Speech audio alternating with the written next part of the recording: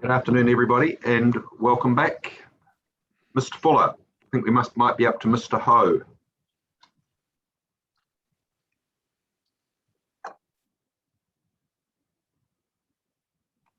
Oh, we might not be up to anybody. Oh, there they are. They've moved. Yes, thank you, Mr. Chair, and sorry for the delay. We were just patiently waiting for the meeting tomorrow, but we've now sorted that out. I have got Mr. Pryor just come back and address the panel. Okay, thank you. Yeah. This is just about the distance to the viewing point. There's a trade-off, obviously, between being a sort of a long way away and not really seeing houses, or being closer and potentially seeing the houses. So maybe if the panel could give us guidance on that would be appreciated. Thank you. Yes, welcome back again, panel. Just thinking about it over the lunch break and what would be of greatest use to the panel. I know when we were looking at the viewpoint photos before, the chair was trying to work out where our site boundaries were and potentially where the RL 100 line was. And I was just wondering whether that would be useful if we showed that on a couple of photographs. So if we indicated where the RL 100 line was and the boundaries of our site, whether that would be of use to the panel. And then the other aspect was in relation to the photo montage.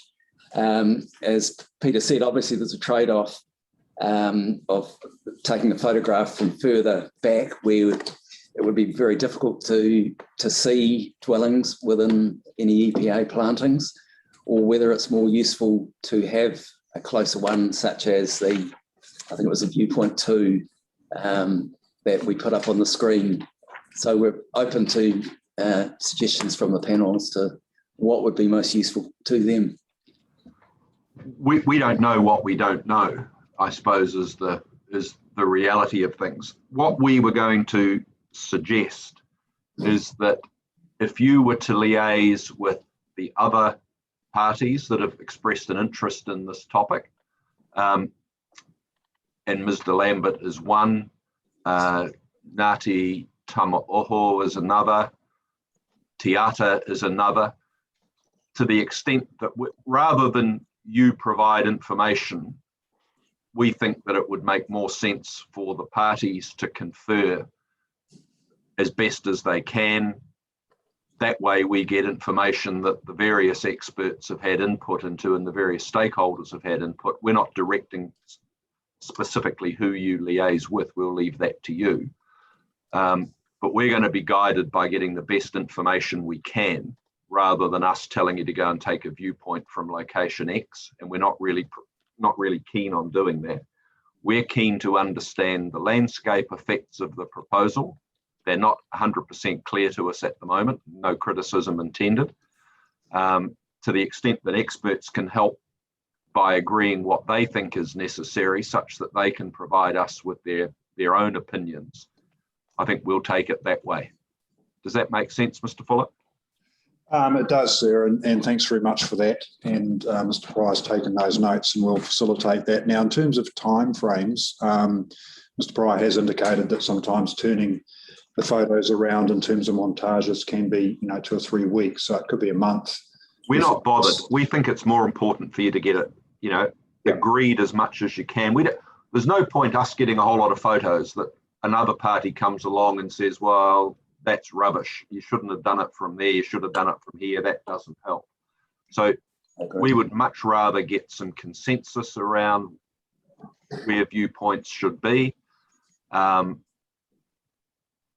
and have an interchange of information between the various parties so that we don't have to go round and round in circles. We'll simply get the montages together with any comments or views that individual parties will have. And if we need to reconvene the hearing to discuss that, then we're not averse to that either. Thank you, sir, and that's very helpful guidance, and we'll take all that on board and keep the panel also informed of how we're progressing with that and the other parties as well. I think what we would suggest that you do, Mr. Fuller, is provide us with a memorandum over the next day or three, setting out the process you intend to follow, the timeframes, so that we're not, and by all means keep us updated. But I think before we go into this, we'd like to at least see what it is you're proposing to do. Thank you. And yes, we'll certainly do that. Very good. Thank you. Now, while Mr. Ho is coming to present his statement, there's a couple of points just following on from the discussion prior to lunch, prompted by Mr. Munro, that I could have probably covered off a bit better in my legal submissions. And we accept that the 100 RL has been put forward, and it is a matter that the panel can consider, but there is some rather interesting legal scope issues here in my submissions, which I haven't really addressed yet. They are covered a little bit in our planner's evidence, but it is important to remember that notwithstanding that it's come in through the evidence of Mr. Lambert, from my understanding, nothing was notified in terms of this being some sort of a green belt or an objective and a policy. And furthermore, no one's actually sought relief that it should be.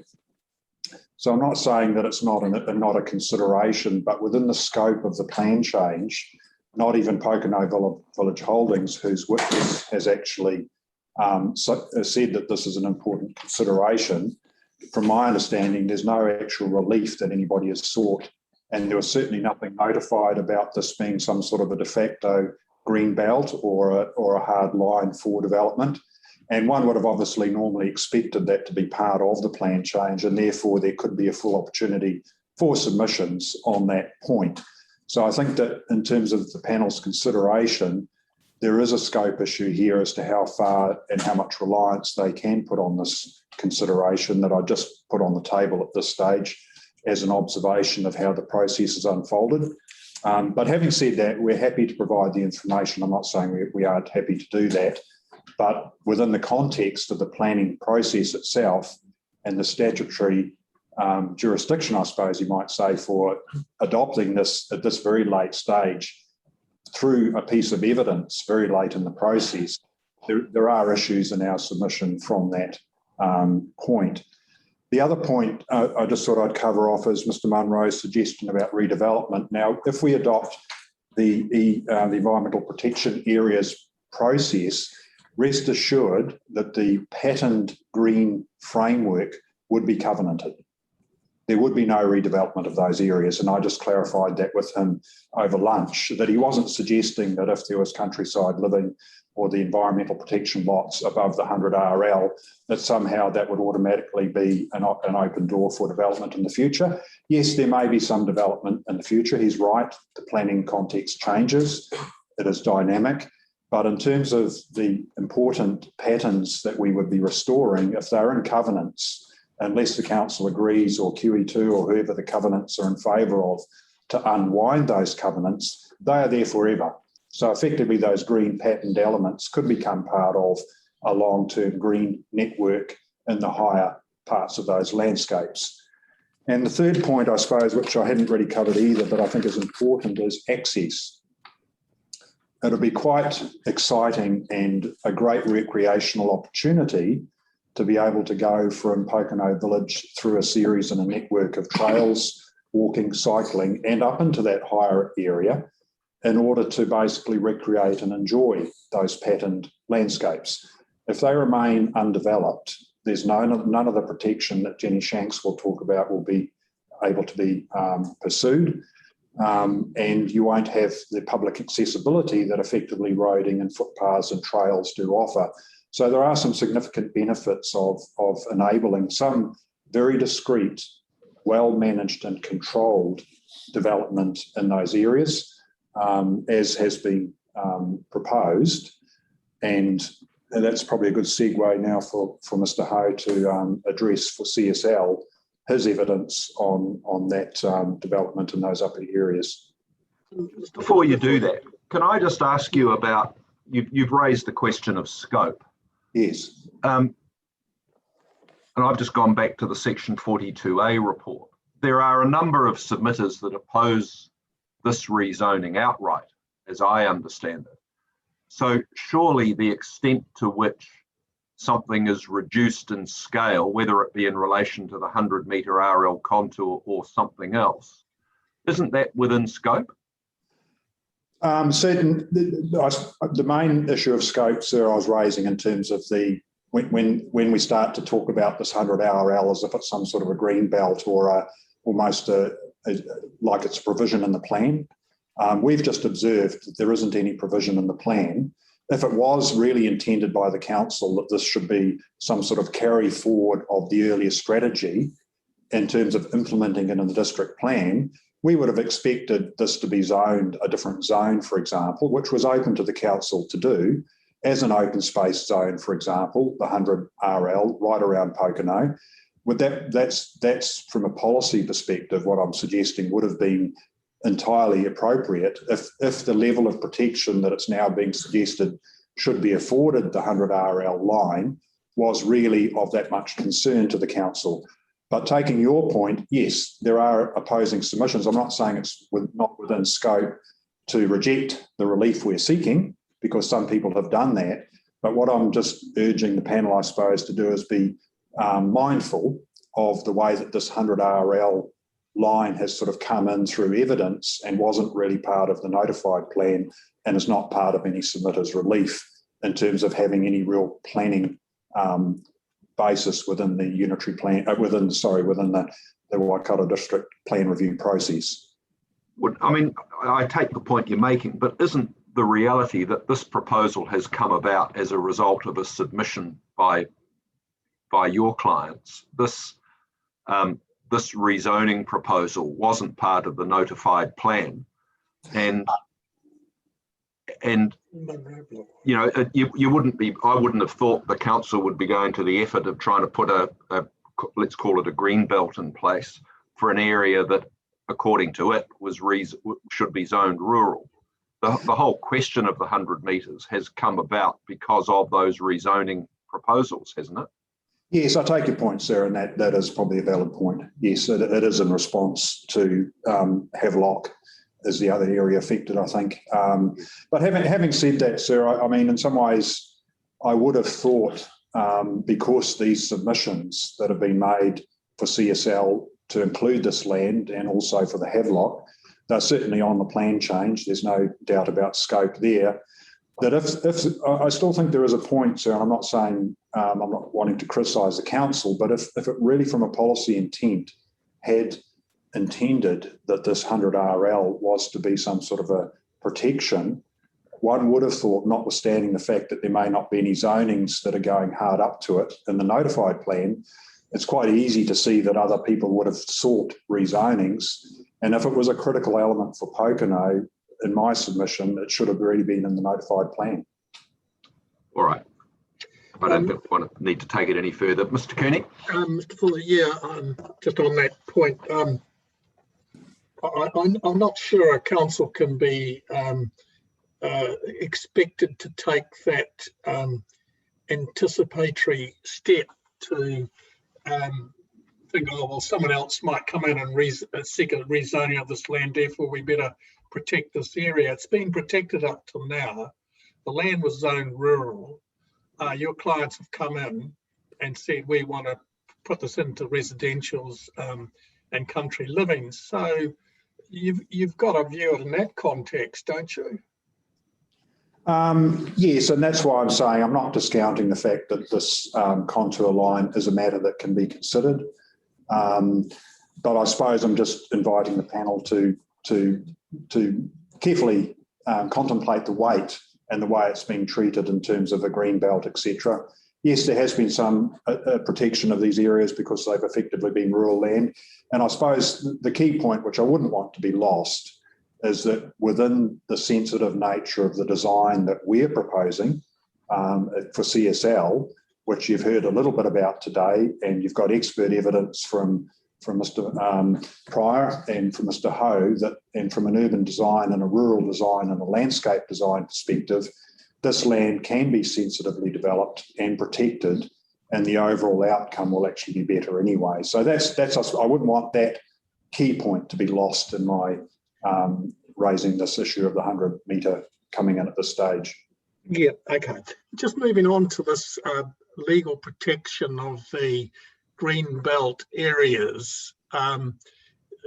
The subdivision criteria would have some provisions there that require the legal protection in perpetuity of these particular areas, wouldn't it?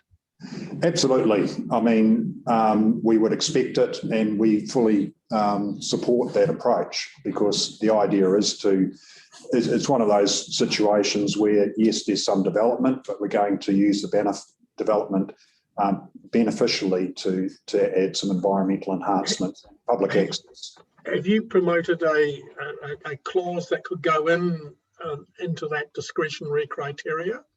It's already been discussed. I'm just looking to my planner, James. We haven't specifically, but I think the inclusion of legal protection as a matter of discretion has been discussed. Yes. With Waikato Regional Council. Yes. He can probably address that a bit further when he gets to it. I'll just have to refresh, or we'll have to refresh our memories. Yeah. But I'm not sure if we've promoted it, but we certainly agree to it. I think it was discussed, James is just saying, maybe by Waikato Regional Council or one of the other parties. And we would certainly think that that would be absolutely appropriate for the panel to put in the provisions to ensure that, you know, there may be a very small percentage of that area that actually is affected by visually recessive houses. Probably it'll be over 90% of the area, I would think, would be actually potentially protected. Yeah, well, I think we as a panel wouldn't mind seeing some drafting of a provision that you can put forward there. But it does lead on to the next point, is there would have to be a requirement, wouldn't there, somewhere in these subdivision provisions to require the maintenance and upgrade or replacement of the plantings before you can really get a 224? Would that be that would be right? Yes, I think as with usual processes with these enhancement subdivision opportunities, at the 2D3 stage, one will presumably present plans, etc., for approval for the planting. Obviously, the way that these works are done now, we're getting a lot more skilled at it. Yeah. And, you know, there's over 90% success rate. People come back and they replant any areas that are lost, etc. Yeah. And in long term, and that could be done with covenants.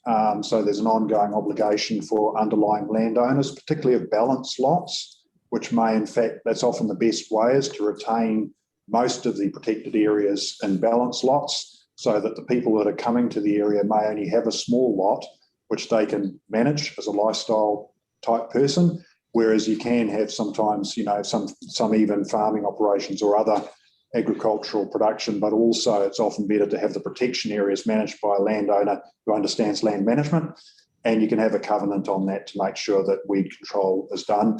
Obviously, you'd be fully aware that QE2 has its own requirements if they're going to be QE2 covenants, and they will monitor and check fencing, and they've got enforcement through that as well, and through the council in terms of those consent notices.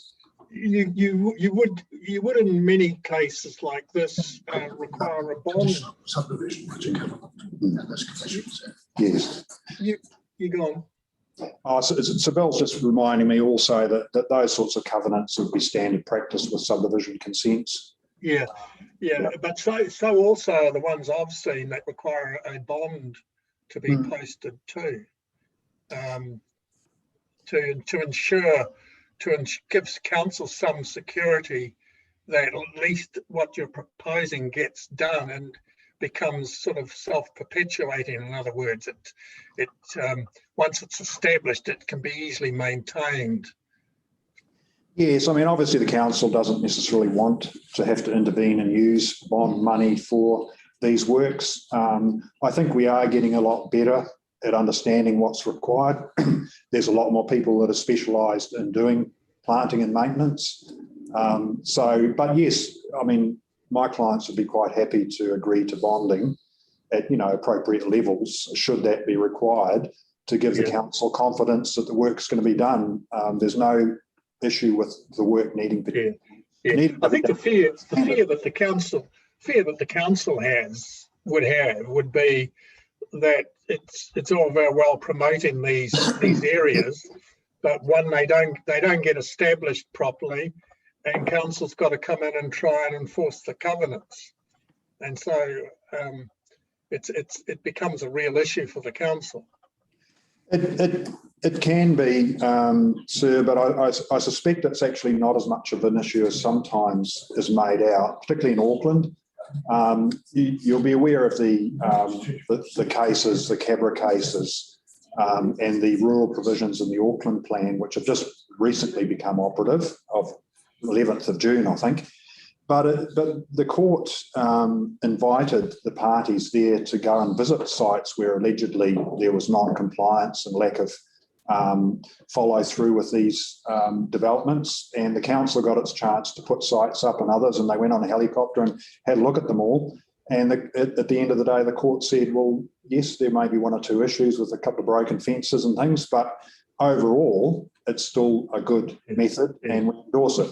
So I think, we are getting better at it, and particularly with things like the Billion Trees program. I mean, there's a huge effort going into nurseries and things now. You even look at the climate change report. A lot of that is predicated on enhancement and re-establishing bush throughout New Zealand to comply with our climate obligations. That's the latest report last week, from my understanding. So we're quite open to appropriate measures to make sure the job's done properly. Okay. Yeah, and look, it'd be good if you could at some point provide us with some wording to that effect, to be quite helpful. We'll certainly audit what's in the plan currently, and if there is we feel that it can that it can be a useful addition, for example, around covenants and bonds. We'll certainly draft something and okay. Thank you. The other thing I'm pretty interested in, and I imagine the other commissioners are, is your proposal, and think the next witness may be describing it, but I never picked it up, and that is the provision of public access through these areas. So you got public paths going through the country living areas.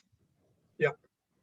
Okay. Yes, I mean, yes, we'll certainly address that. I mean, some of them are, of course, are associated with just the roading network, and the fact that if you have a public road, there's footpaths and things associated with that. Oh, okay. But I think, and I see nodding on that, but there will probably be some other separated, certainly down in the other part. There's separated cycle walkways down in the other part of the development a bit. On Roadblock. Yeah.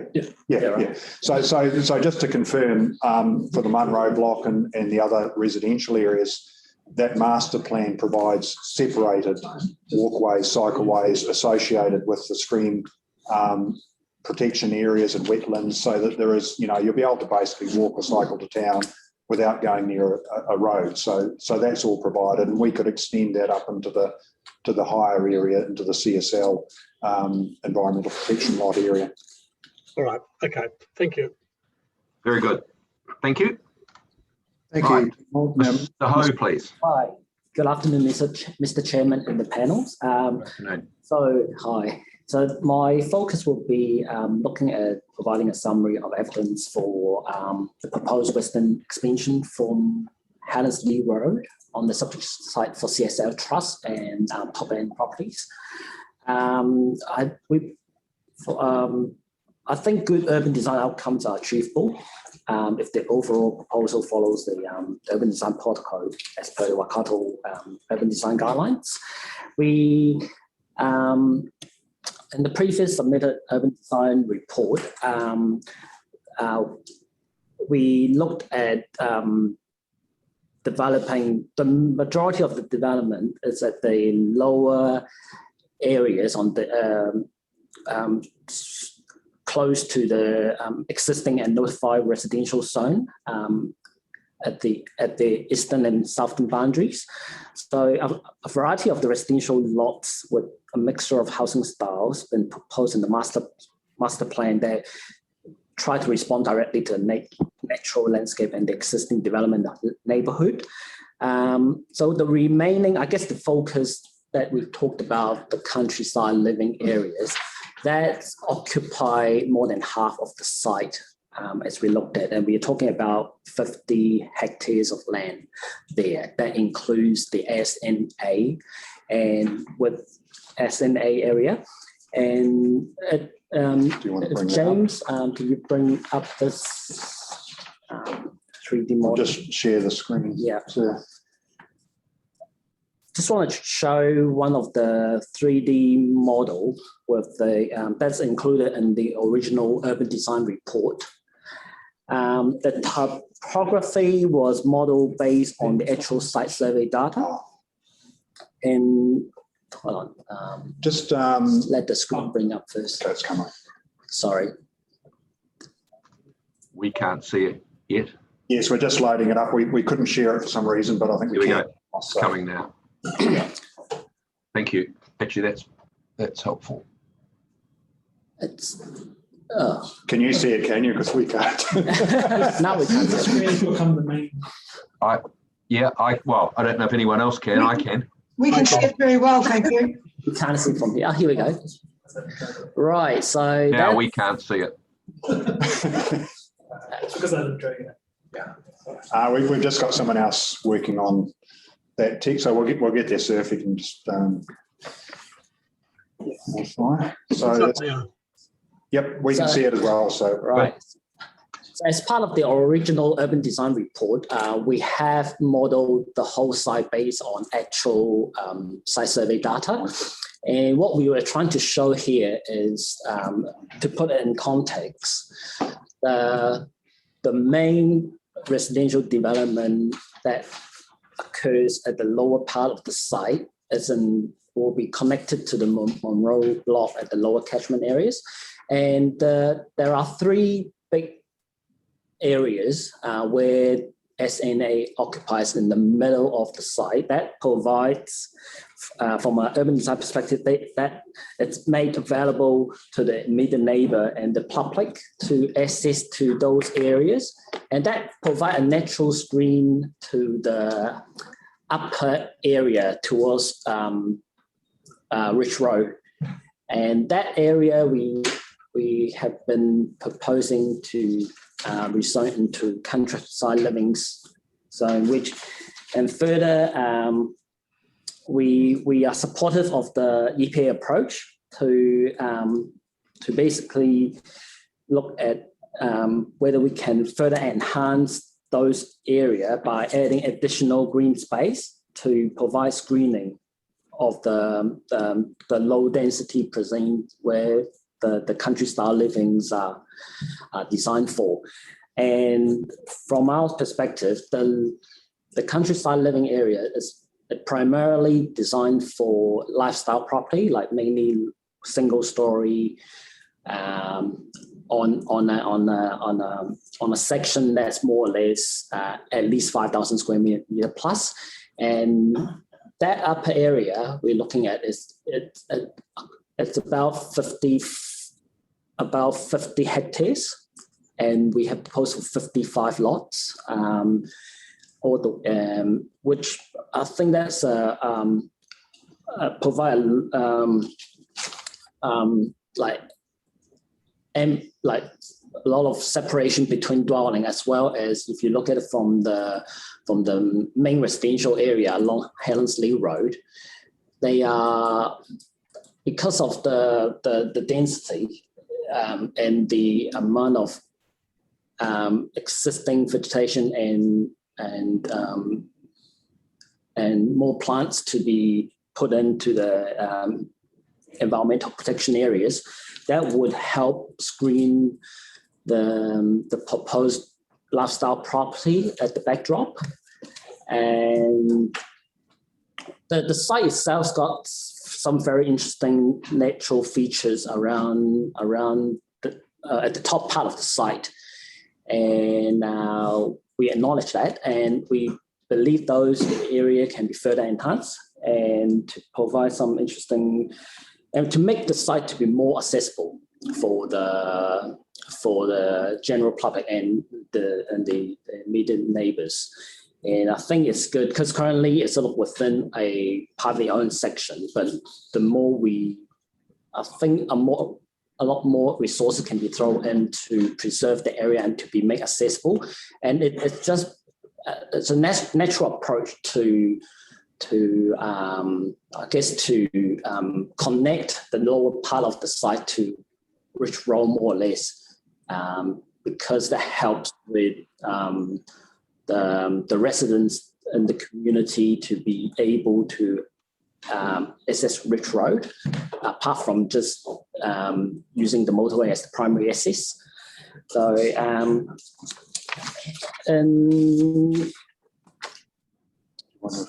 yeah, it's as part of SNA approach, we believe more public green spaces will be achieved, especially around the three SNA areas in the middle, and a larger amount of the countryside living area. Actually, that provide an extra 30% of green spaces on top of the 25% of the existing of the green area, public green spaces for this site here. So I guess if we do look into doing a photo montage from the Hellensley Road looking up towards the upper areas, we believe that the amount of dwellings on the hill that you see from afar, that can be managed in a careful manner that, you know, with the amount of vegetation and tree that you put into the context, that would help to enhance the quality of the natural setting at the backdrop. So yes, so well, in conclusion, I think the planning and design of the urban environment can be integrated in a carefully formatted network, and to connect different places and to ensure the design outcome to be, you know, environmentally sustainable and safe and healthy for the local community. So yeah, that's all I have to say. All right, James. sorry. Yeah, so what's shown on the screen, that's a later addition and rebuttal evidence to show the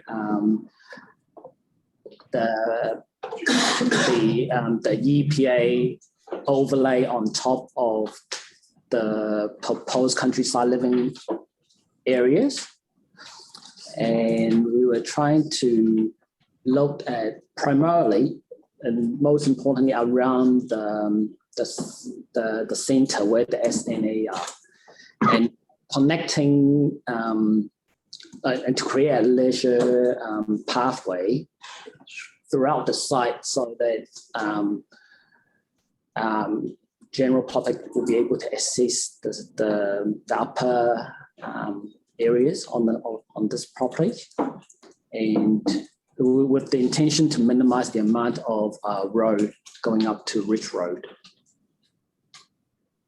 And I think further investigation can be looked into that, but that's sort of the initial approach to that.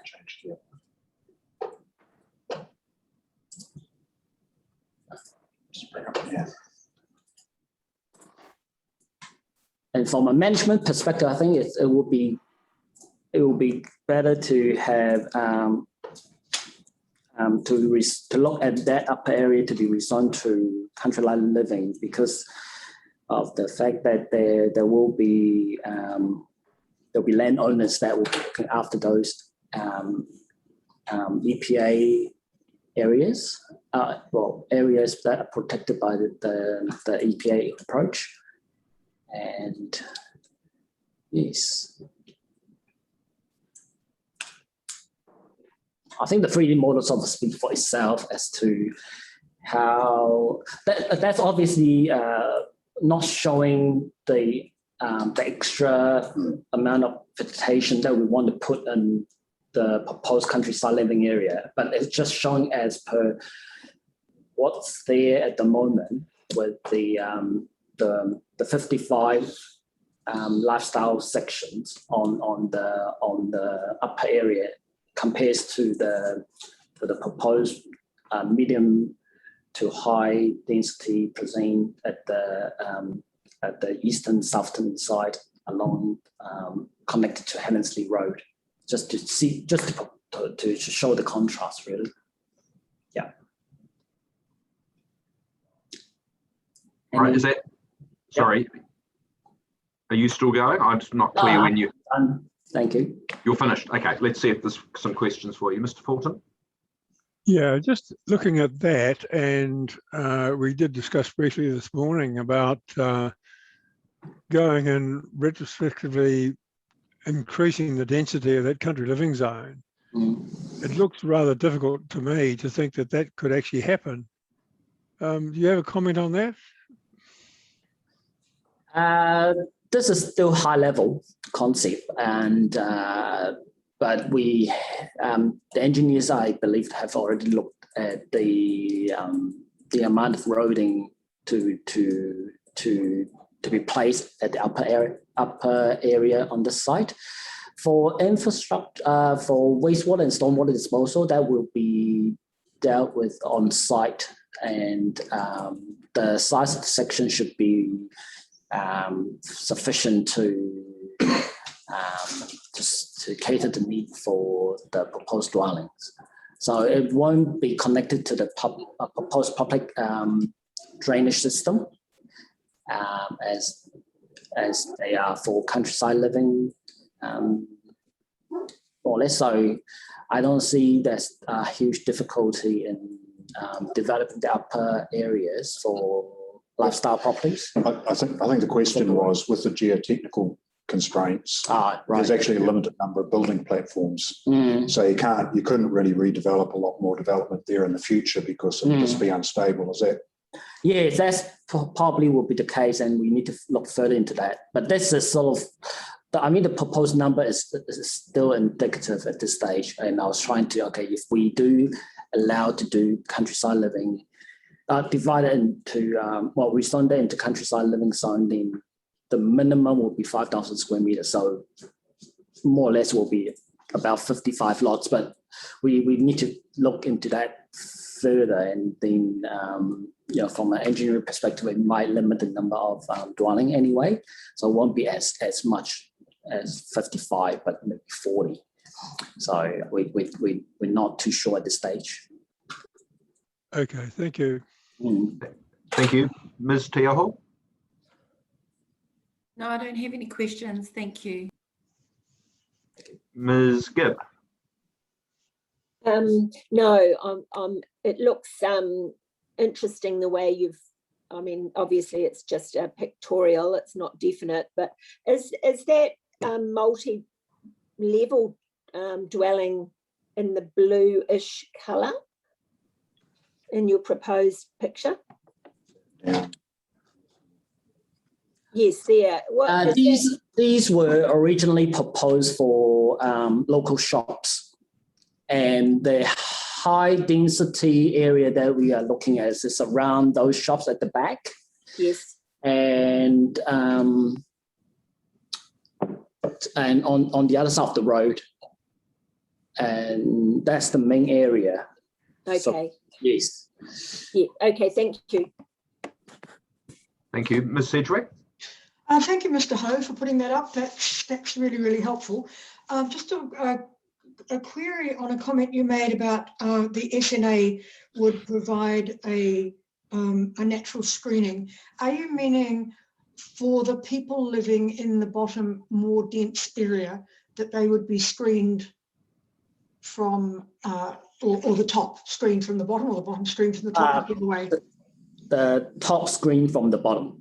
Right. Looking up, the lifestyle property won't be that visible from the lower areas, and from the existing residential area on the other side of Helensview Road. And am I correct in thinking that the RL100 is somewhere towards the top third of that? That's correct, yes. Okay. Yeah. And so, given, even though there are SNAs in the middle and they look very charming, that's not necessarily screening it from the wider view of the other Pokeno residents. It just provides, is that correct? Have I understood that correctly? Yes, yeah. And we try to increase or expand the SNA and to turn it into reserve, so they actually will be better preserved in a way that not just to the minimum requirement, but to provide extra green spaces for cycling lanes and walkways, so that not just for immediate benefits of the residents there, but for the general public. Yeah, I understand that. Thank you. And just finally, you talked about planting in the SNA, and I suspect this is far more of a consenting question than a planning question. But just from an overall perspective, would you be planting Indigenous plants? Definitely, yeah, native plantings for sure. And eco-sourced. Now, I don't need to know their provenance, but I was thinking more about the speed of growth of native plants, where I think historically quite slow growing. So I would assume that when you get, or if you get to the next stage, that that would be something that you'd have in your mind. But thank you, and thank you again for putting that up. But it's very clear. I'll take it. Thank you. Thank you. Mr. Kearney? Yeah, could you blow that up a little bit more, please? Bring it up. Yeah, and take it down a bit. Oh, more towards the top, I think. That's the one. Bring it down so the top's showing more. Okay. Yeah. Okay. You can zoom in a bit more. Yeah. Come in a bit closer.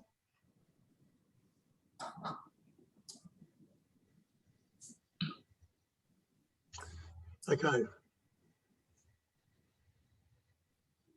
Thanks.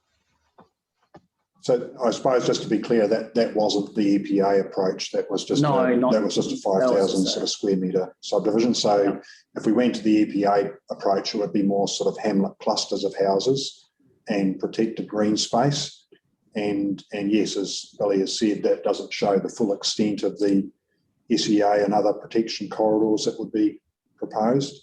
It is quite a nice example, and there's that perennial debate, as we know, between a hard edge or a soft edge to your rural village. That's probably quite a nice one of transition between different densities, but that becomes a bit of a urban design judgment call, I suppose, about whether you have those hard edges or not to small towns. That's more of a transition, I suppose, but I think it's quite attractive. Okay, thank you. Thank you. I don't have any questions. Thank you, Mr. Ho. Thanks for your evidence. Thank you, Mr. Chair. Where are we up to? I think it was Jenny, was it? No, Leo. Leo? So Leo Hills will join us. Oh, well, yeah, maybe we follow with Jenny, because that sort of follows logically in terms of ecological protection and SEA protection. So thanks, Jenny. Just that EPA picture. Good afternoon, Mr. Chairman and the panel. Good afternoon. Thought I could provide a little bit more clarity around the earlier question about how you ensure that your restoration plantings and so on are actually implemented and cared for, and make sure that the intended biodiversity gains are achieved. So normally there'd be in the regional district plan, there'd be guidance and standards around native restoration planting, and there'd be also assessment criteria which would need to be taken into account at the time the resource consent was sought. And so normally a ecological management plan will be required to be submitted to the council for the site and approved. And following that, the planting needs to be implemented and certified by an ecologist that it has been satisfactorily implemented and signed off as having been done, and things like weed control and pest control.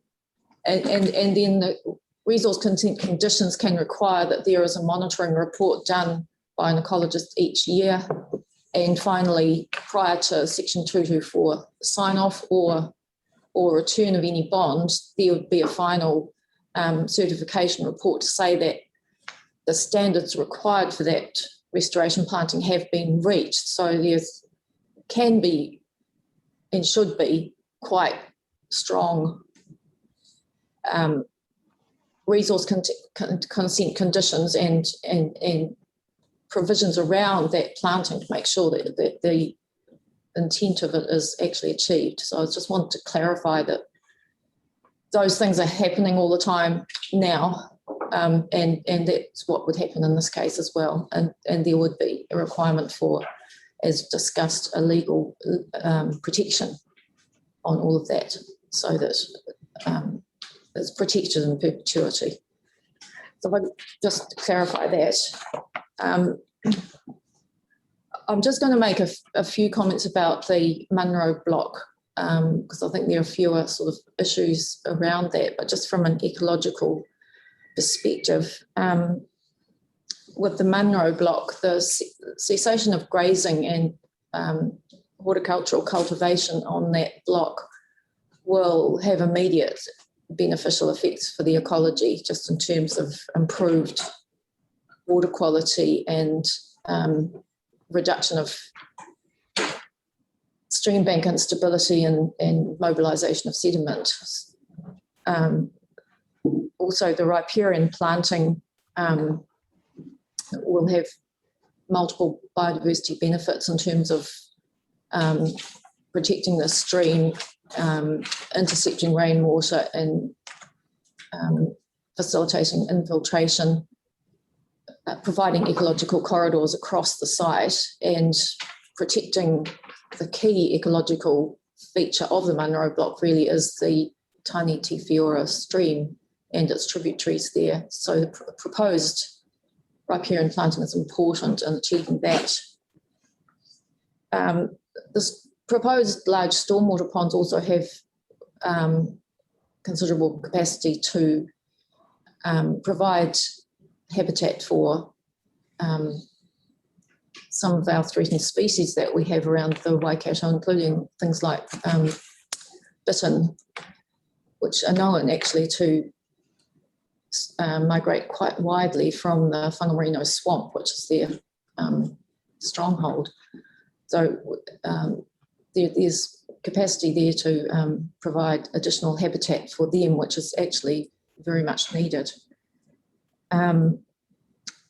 So that's all I want to say about the Munro block, that there are significant biodiversity benefits to be gained from the proposed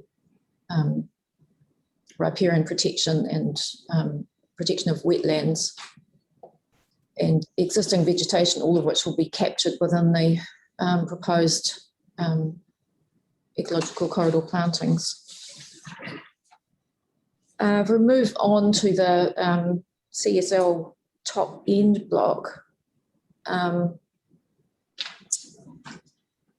I support ecologically the rezoning of this to countryside living zone based on the EPA concept that's being proposed. And can you see upon your screens the latest figure of that? Yes, we can, thanks. So yeah, this is just showing the actual proposed countryside living zone. And this is the latest proposal for environmental protection areas in that zone. So that is in the light green that you can see. So it does constitute a significant proportion of the site and captures the key ecological features, including wetlands and some areas of inland tuff cliff vegetation, which is a naturally rare ecosystem type identified in scientific literature.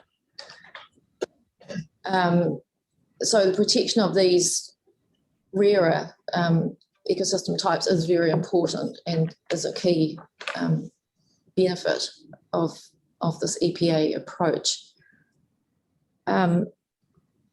There's also areas of natural boulder field around both the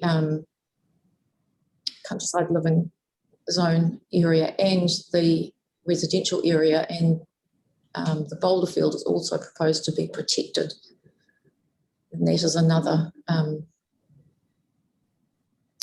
rare ecosystem. So we would also see with the countryside living zone protection of degraded wetlands and degraded watercourses. They are currently being trampled and pugged by cattle. There is very little riparian vegetation there, and there is a great deal of bank instability and mobilisation of sediment because of cattle having access to this area. So the protection of those areas would be a significant biodiversity benefit.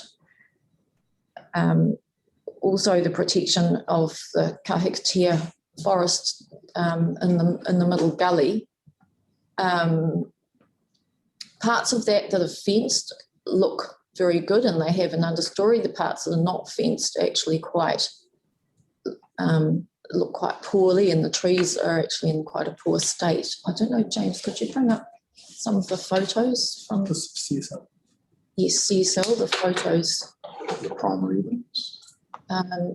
These are just photos from the ecology report for this site. Got the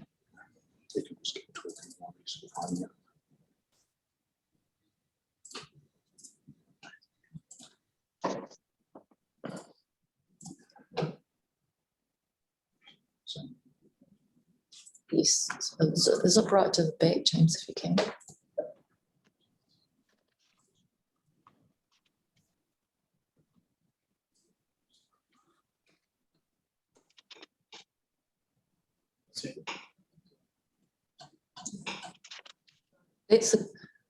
So the photo can you see the photo up now? Yes, thanks. So this is just a photo of the cliff forest that I've mentioned, the rare ecosystem on the tuff cliffs, and just to illustrate that even though this is almost vertical, this land, the cattle are actually getting in there and chewing away at the understory, and actually we find on some of the cliffs the vegetation is gone. So it would be definitely great benefit to be able to protect this vegetation. It looks quite badly impacted, but it would soon recover if it was protected. Okay, just go up one, James, and see if we've got the kahikatea. So the next photo up on the screen is a picture of grazed kahikatea trees standing in the wet area. This is part of the SNA. But if we look at this photo where the trees are unprotected, then there's no understory, and then the next photo up, James, please. Oh no, that's quite it. Then we're looking over to more to where the I haven't actually got a comparable photo, but this one just shows the kahikatea forest nestled in the gully there. This is actually fenced, and you can see the trees actually look nice and dark green and healthy. So there's a very big benefit in fencing the trees off, because otherwise the stock damage their roots just by trampling them and taking out the understory.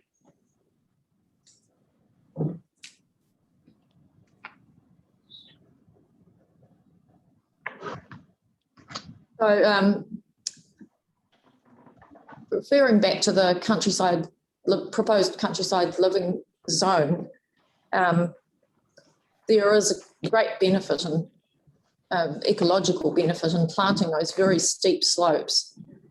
And eventually this is going to provide very important riparian protection for the upper reaches of the Tani Te Whiura stream, and also contribute to ecological connectivity right through from basically State Highway 1 all the way down through both the CSL top end property and the Munro block down towards Pokeno village and the plantings there. So the ecological connectivity aspect is very important and will actually contribute to improved connectivity right through to the Bombay Hills further north.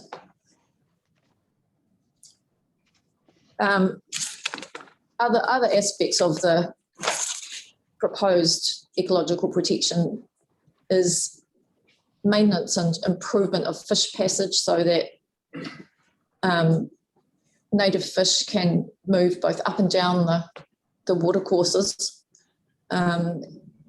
An earlier study of the lower part of the Tani Te Whiura stream just near the Munro Road Bridge did find threatened longfin eel, and we could expect other species of native fish to be using those waterways, notably banded kakapu, kora, bullies, those sorts of things, will be using those waterways. So improvement of the water quality will also improve habitat for those aquatic species.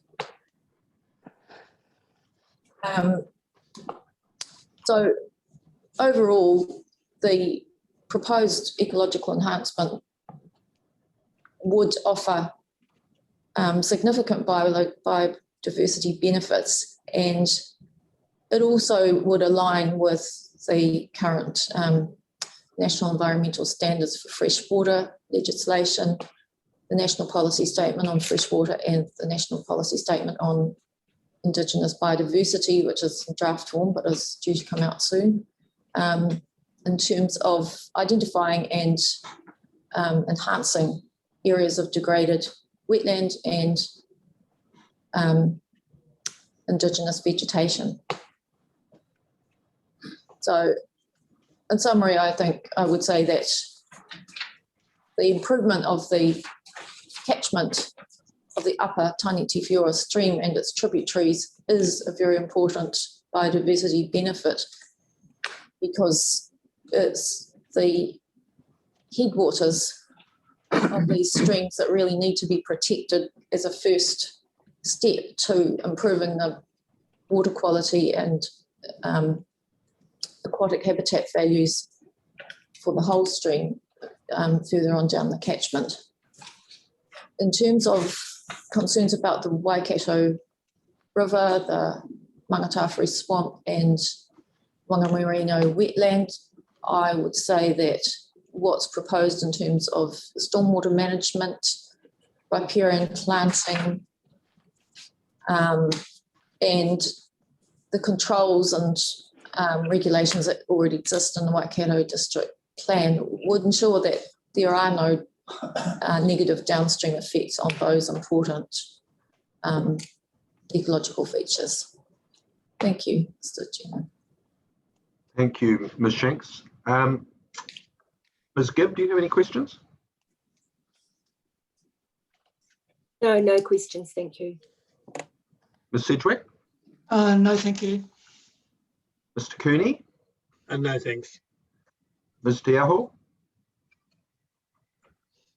I do have just repeating the question I asked earlier in terms of the vision and strategy, which requires more than just no adverse effects. There's a requirement for betterment.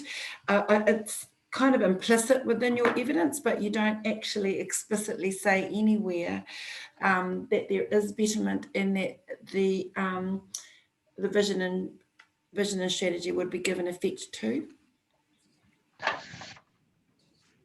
I have addressed it in my primary evidence, where I've talked about no net loss and preferably a net gain in biodiversity values. So no, I haven't specifically addressed that particular document, but I think, as you say, it's implicit in what I've said, and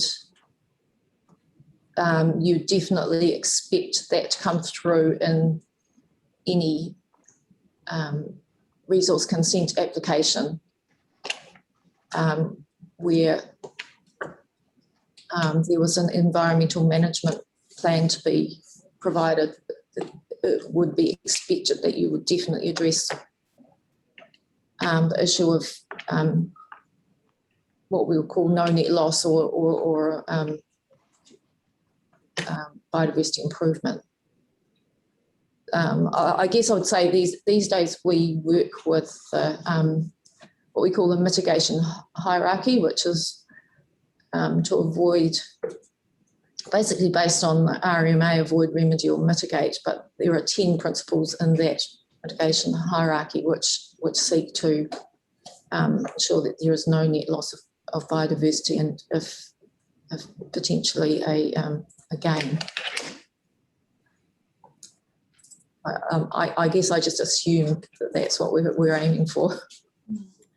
Kia ora. I would just point out that the Waikato River settlement was one of the purposes was to improve on the RMA mechanisms, so that avoid, mitigate and remedy just wasn't doing the job, and so therefore the vision and strategy was created to be the primary direction setting document for decision making, and so it adds another layer, if you like, for not just for protecting what's there, but actually for restoring, and as I've said, that requirement of betterment which comes through the case law. That's more for Mr. Fuller, but just it would be good to see, I think, in evidence of this nature. I see it's in Mr. Oakley's, that the explicit statement about the vision and strategy. Yeah. Very good. Thank you, Mr. Yahoo. Mr. Fulton, anything from you? No, I have no questions. Thank you. And I have no questions either. Thank you. Thanks for your evidence. Thank you, Mr. Chair, and maybe just picking up on that point from Commissioner Tiaho, it is a very moot point, I suppose, that the planning system to date has not really been able to compel protection. You do. Could whoever that is in the background please turn their microphone off? There's someone else having a conversation that's making it hard to hear. Thank you. Thank you, Mr. Chair. That we've sort of, I suppose, if you look at the history of planning, and that's obviously where the vision is coming from in terms of needing betterment, we haven't been really able to compel people to protect. With wetland protection, I must say we're getting pretty close, but arguably you need a trigger. You need some sort of a trigger, someone doing something to be able to then say, this is what you need to do in order to do that. And that's where positive planning, I think, really takes the forefront, in the sense of having identified what you want to achieve, and it is betterment, it is the restoration of the Waikato River. So what do we need to do? And just basically leaving the status quo won't do that. Here is a great opportunity, as indicated in the evidence, that by development occurring, it will actually potentially act as a trigger to do a lot of restoration and protection. which otherwise, if this area was continuing to be farmed for the next 20 years, nothing would really change. So that's, I think, is a balance that the panel will be thinking about. Yes, there might be a few houses here. They will be visually recessive, but that needs to be, I suppose, weighed in your consideration with the significant benefits from an ecological perspective, for example, that would accrue from this area being sensitively developed. So thanks for that evidence. Very good, thank you. So now, Mr. Hills.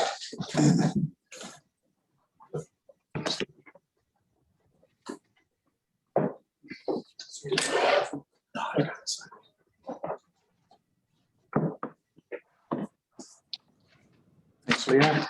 Is there any particular plans you'd like? I don't think so. Good afternoon, sir. Good afternoon, panel. Good afternoon.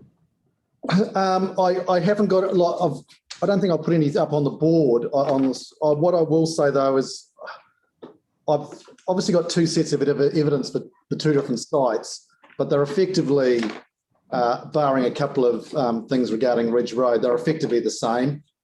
So maybe if you just had one of the summaries in front of you, I won't go through in detail, just point out the real key things I see in front of you today. I suppose we have, in terms of, and I have done a lot of traffic modelling in this area on particularly these two sites, and there are, and there will be a number of, I suppose, what you call local upgrades surrounding the sites in terms of traffic, in terms of intersections, I suppose walking, cycling, upgrades that will be required.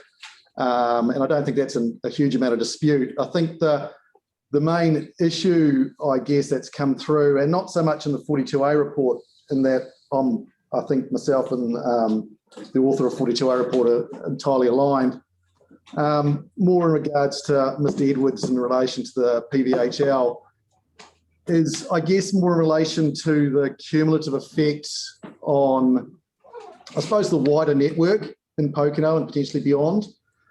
And through in my opinion, I've set it out in my summary, there are upgrades that are going to be required in Pokeno, and particularly in the centre, I guess, the existing centre of Pokeno, in regards to the cumulative effects of a number of sites and a number of zones that you, I suppose, are before you today and this week.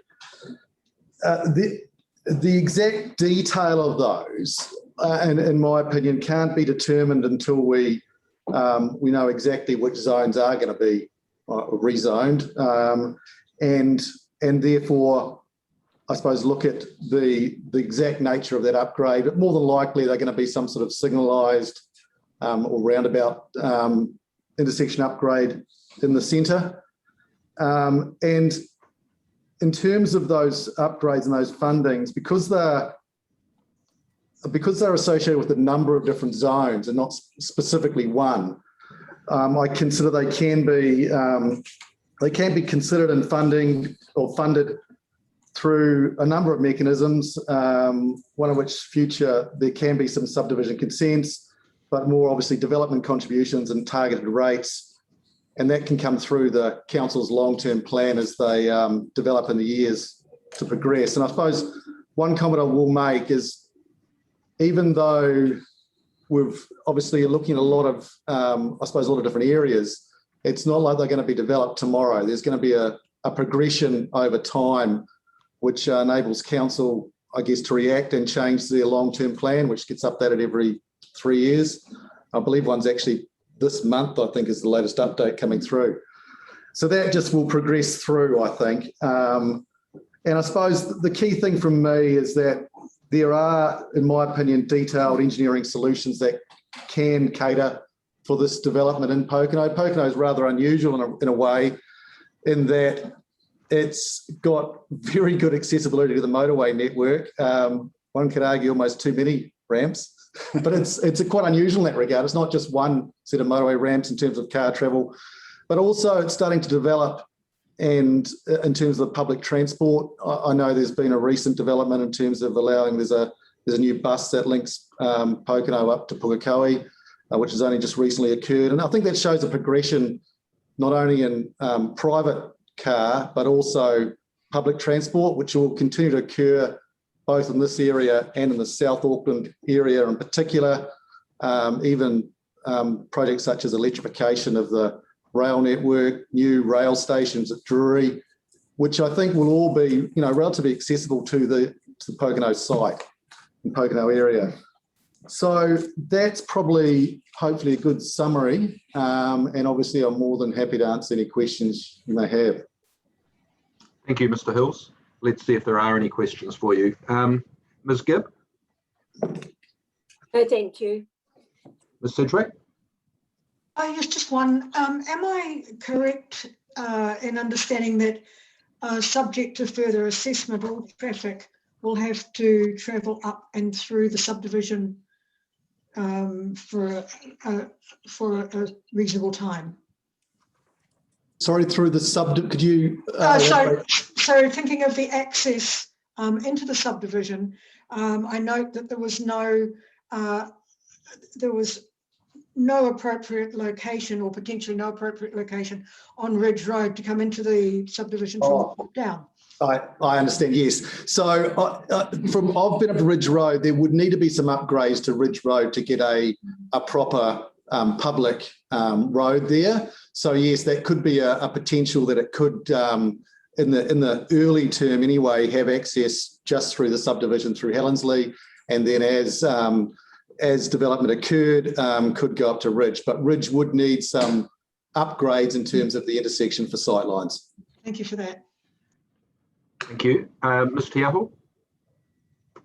No questions from me, thank you. Mr. Fulton? No, I think my question's just been answered, so thank you. Mr. Kearney? No, thank you. No, and I have no questions either. Thank you, Mr. Hills. Thank you.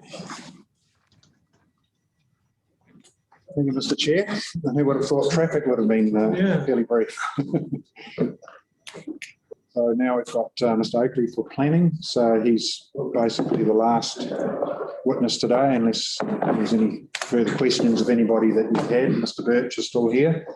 But otherwise, we'll hear from the planner. Thank you. And he was driving the machine, bringing things up. So I'm not sure if someone else can do that, or you can be all right. Oh, I'll do it if I need to. Yeah, okay. So he might leave his seat to drive the that's quite all right.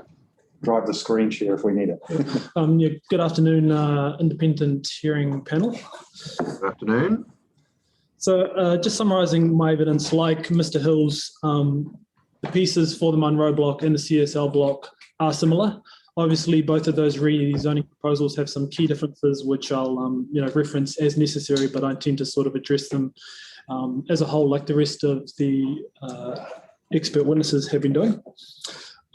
So from the planning perspective, the most important thing is obviously the statutory tests that we need to meet under the RMA. I'm not going to go through those in a fulsome manner. You know what they all are. I'm just going to isolate what I consider to be the key ones in relation to the proposals. The National Policy Statement on Urban Development, we all know that the district plan is required to give effect to this. Some of the other witnesses before me have sort of set the scene for Pokeno and the immense growth that's expected to occur over the next 10, 20, 30 years. I demonstrated in my evidence that the rezoning proposal does give effect to this and would help with the future growth of Pokeno. Obviously, increased competition in the land market, that's a big thing, contributing to a well-functioning urban environment, creating dwellings of a wider typology and at different price points, and just the significant development capacity that these rezoning proposals would enable. I believe it's circa 1,400 to 1,600 lots for the Munro block and 400 for CSL, which includes that country living area. And as Mr. Fuller said in his sort of opening statement, the MPSUD is a bottom line and not a target or something to aspire to. So then that, obviously, the Waikato Regional Policy Statement, another key statutory document that the district plan has to give effect to. I did a blow-by-blow objective and policy assessment of those in my primary evidence. And obviously within the regional policy statement is the future-proof strategy. Previously mentioned that the sites or both blocks are within the indicative urban limits and settlement pattern for Pokeno. And the proposal is generally consistent with the future-proof strategy guiding principles, which have similar themes to the Waikato regional policy statement. And finally, there's Waikato 2070, which the district plan is required to have regard to. The Munro block is identified in the strategy, and we appreciate that it's been recently prepared and only focuses on the Waikato district when you compare it to the future-proof strategy. The CSL block isn't in Waikato 2070, as you know, but I agree with Mr. Mead that its location adjacent to the Munro block and also adjoining the existing urban fabric of Pokeno means it makes sense that this land is considered for live residential zoning. In my evidence in chief, I also sort of contemplated the actual and potential effects that might arise from the rezoning proposals. For the most part, the previous witnesses have canvassed these in their specialist areas. So I'll sort of won't touch on that any further, other than to say that there would be many positive effects, as I understand it, from the rezoning proposals, mostly relating to sort of growth capacity and the economic effects of the current rural land use versus rezoning for residential and providing for future growth. Regarding areas of disagreement, I understand that the issue of structure planning has been talked about quite considerably. I don't oppose the use of structure plans. I think it's it can be a valuable tool for planning future growth areas, but it's not required. And at this stage, we've essentially, in the technical reports comprising these rezoning proposals, covered all of the areas that you would see in a typical structure plan. Yes, like referencing the Auckland Unitary Plan, they have an appendix or Schedule 1, a list of structure planning guidelines. Obviously not trying to impose those on the Waikato district or the proposed plan, but I think that sort of captures a lot of what should be in structure plans, identifying indicative key roads, high density areas, open spaces, things like that. That's all been done for both the Munro block and the CSL block. So that's sort of my opinion on the use of structure planning. I believe in the legal submission for Pokeno Village Holdings, the question was raised if there's been sufficient information provided to determine whether live zoning for development is the most appropriate way to meet the relevant statutory tests. As you've seen, all of the sort of expert witnesses have prepared sufficient technical information that should not preclude these rezoning proposals from going ahead. And I think the final area of disagreement as it relates to planning is potentially the use and application of the future urban zone. Like structure planning, I don't oppose the future urban zone in principle, although I don't think it obviously should be applied to the rezone to the Munro or CSL block. And obviously there's the risk, which I think Mr. Mead identifies, that in a Section 42 report, that use of the fuzz could affect the requirement to give effect to those higher order documents and naturally the projected growth of Pokeno. So I obviously don't support the use of the future urban zone on either the Munro or the CSL block. Just bringing it back to a few issues that I saw, a few matters that I saw were raised by the witnesses. So as you know, for the CSL block, we have mentioned that environmental protection area proposal. In the proposed rules for the country living zone, in that activity, I see that the council rebuttal version of those provisions provides for legal protection. Now, obviously, those provisions aren't settled, but I believe there was some discussion about the use of legal mechanisms for protecting EPA areas.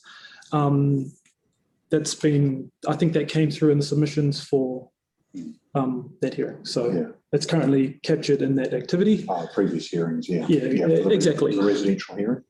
or for the country living zone Yeah. hearing. So it's in there in red text as a potential insertion.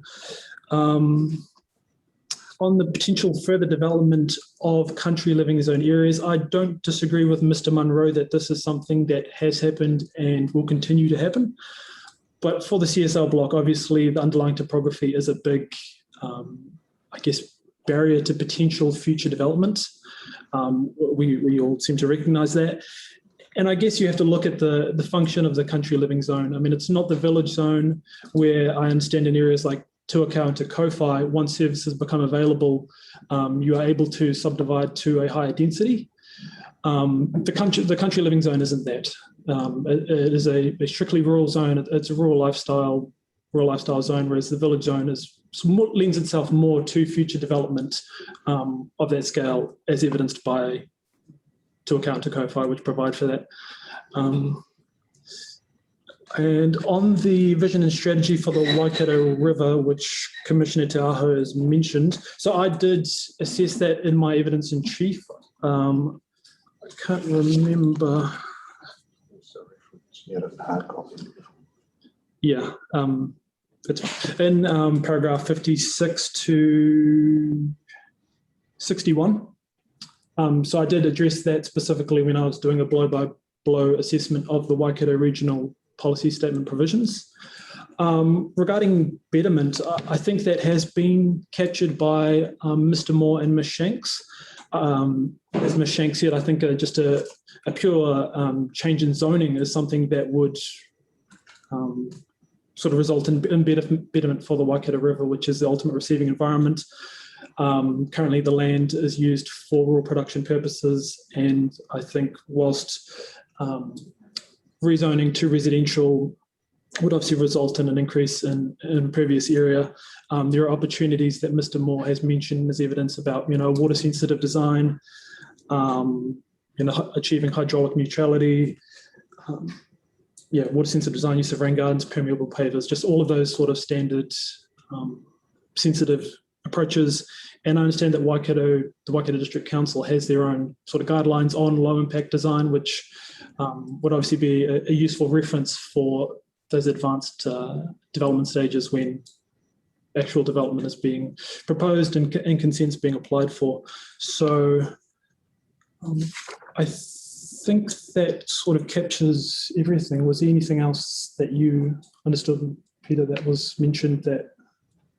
No, I think that's it. I mean, we are also aware from working in this area and the developments of iwi guidelines. I know that some iwi groups have quite significant guidelines on the way to best manage water in terms of quality and quantity at the subdivision consent stage. So we'd certainly obviously be taking those into account at the development phase as well. Yes. Yeah, so Carl Flavel, I'm familiar with the ones that he's been developing and others, and they're quite comprehensive, obviously, guidelines for best practice and to how to protect the whenua and the resources. Correct. So yeah, when I did that, my assessment of that in my evidence in chief, I made reference to the work by Mr. Moore, which, like I said, focuses on stormwater management and how these would align with the vision and strategy and achieve a sort of sense of betterment or state of betterment. So, thanks, Mr. Oakley. It's about to reset. He's just Zoom's about to reset or something, so we're just. The computer. Oh, the computer. Okay, it's just about to go in sleep mode, and we don't want it's too early in the afternoon for that, isn't it? So, if you had any questions, I'm happy to answer them. Thank you very much. Let's see if we do have any questions. Ms. Sedgwick? No, I don't. Thank you very much. Very clear. Ms. Te Aho? No questions. Thank you. Mr. Fulton? No, I have no questions. Thank you. Ms. Gibb? No, thanks for the summary though. Thank you. Did I say Mr. Fulton? I can't remember if I did. I think I, no. Mr. Fulton, yes. Did I ask? Yeah, I did, didn't I? Sorry. Yeah, Mr. Cooney, please. Yeah, no, thank you. No, and I have no questions either. Thank you.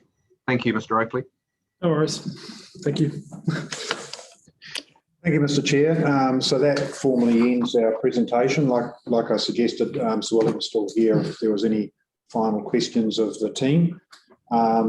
otherwise, we understand that we'll produce a memo just on the process for doing some photomontage type information once we've had a chance to discuss with other parties and also find out the technical timeframes.